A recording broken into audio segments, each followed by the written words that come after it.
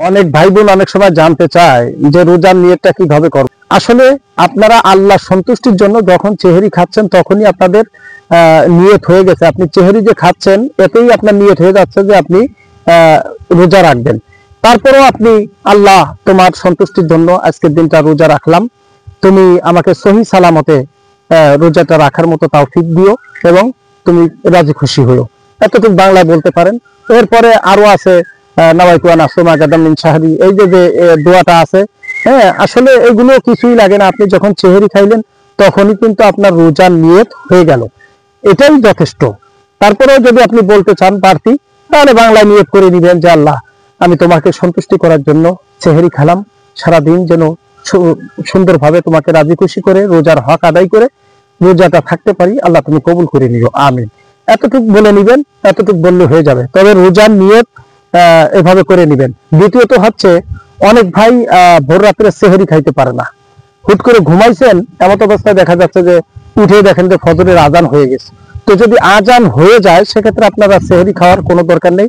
আর যদি আজান না হয় সেক্ষেত্রে আপনারা কি করবেন, এক গ্লাস পানি বা এক গ্লাস দুধ হলেও একটু খেয়ে নেবেন, কারণ সেহরি খাওয়ার সুন্নাত। সেহরির ভিতরে আল্লাহ রাসূল সাল্লাল্লাহু আলাইহি সাল্লাম বলেছেন সেহরির ভিতরে অনেক ফজিলত রয়েছে এবং বরকত রয়েছে, এই জন্য সেহরি খাওয়া সুন্নাত। সেহরিটা আপনারা খেয়ে নেবেন। তারপরে যদি এমন হয় যে আপনারা সেহরি খাইতে পারলেন না একেবারে, সেক্ষেত্রে কি হবে?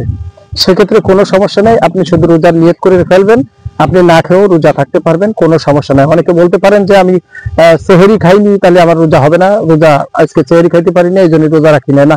যদি আপনি থাকতে চান, যেহেতু ফরজ রোজা অবশ্যই আপনাকে থাকতে হবে, সেটা আপনি তখনই নিয়ত করে ফেলবেন, আপনার রোজা সম্পন্ন হয়ে যাবে। এতে করে ইনশাআল্লাহ কোনো ধরনের কোনো সমস্যা হবে না। এরপরে আসি, আমরা অনেক সময় রোজা অবস্থায় ভুল ক্রমে আমরা অনেক কিছু খেয়ে ফেলি। ভুলবশত যদি কোনো ব্যক্তি কোনো কিছু খেয়ে ফেলে সেক্ষেত্রে কিন্তু তার রোজা নষ্ট হবে না, এটা মনে রাখতে হবে। তবে যদি তার খাওয়ার মাঝে মনে পড়ে যায় যে আমি তো রোজা আছি, তখন সে যতটুকু খেয়েছে ততটুকু যদি মুখের ভিতরে থাকে সেটা বের করে ফেলে দেবে, আর যতটুকু খেয়েছে ওই পর্যন্ত, বাকি আর যেন না খায়, এই পর্যন্তই সমাপ্তি রাখবে। হ্যাঁ, তাহলে কোনো সমস্যা নাই, রোজা হয়ে যাবে ইনশাআল্লাহ। তো সেহরি ইনশাআল্লাহ আপনারা সবাই সেহরি খাবেন, সেহরির ভিতরে অনেক ফজিলত আছে, সেহরি খাওয়ার সুন্নাত। আর হচ্ছে আপনারা ইফতারটাও সময় মতো করবেন, ইফতারটা আজান পড়ার সাথে সাথে করবেন। অনেকে আবার রোজায় কোনো সমস্যা হলো কিনা বা বিভিন্ন চিন্তা ফিকির করে কিন্তু ইফতার অনেকে কিন্তু অনেক সময় মা বোনেরা কিন্তু ইফতারটা অনেক বিলম্ব করে ফেলেন, বিলম্ব করা যাবে না, ইফতারের ক্ষেত্রেও কিন্তু বিলম্ব করা যাবে না।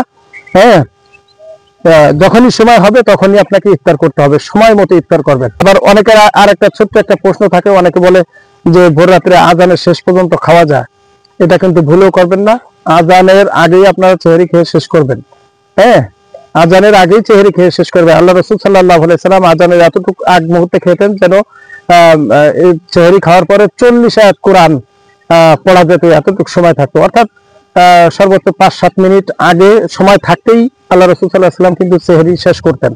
এই জন্য আপনারা এই সময় সেহরি খাওয়ার নিয়ম হচ্ছে সেহরিটা শেষ মুহূর্তে আর ইফতারটা হচ্ছে আগ মুহূর্তে, মানে সময় হওয়ার সাথে সাথে ইফতার করো আর শেষ মুহূর্তে। হ্যাঁ, এই জন্য আপনারা এই সুন্নাত টাইম মেনে চলার চেষ্টা করবেন। আল্লাহ রাব্বুল আলামিন আমাদেরকে কবুল করুক। আশা করি রোজা নিয়ে ছোটখাটো বিষয় তুলে ধরার চেষ্টা করেছি। যদি আরো কিছু জানতে চান ইনশাআল্লাহ কমেন্ট করবেন, ইনশাআল্লাহ অ্যান্সার দেবো বা অন্য ভিডিওতে বলে দেওয়ার চেষ্টা করবো। সকলে ভালো থাকুন, সুস্থ থাকুন। ভিডিওটি ভালো লাগলে শেয়ার করে দিবেন। আসসালামু আলাইকুম ওয়া রাহমাতুল্লাহ।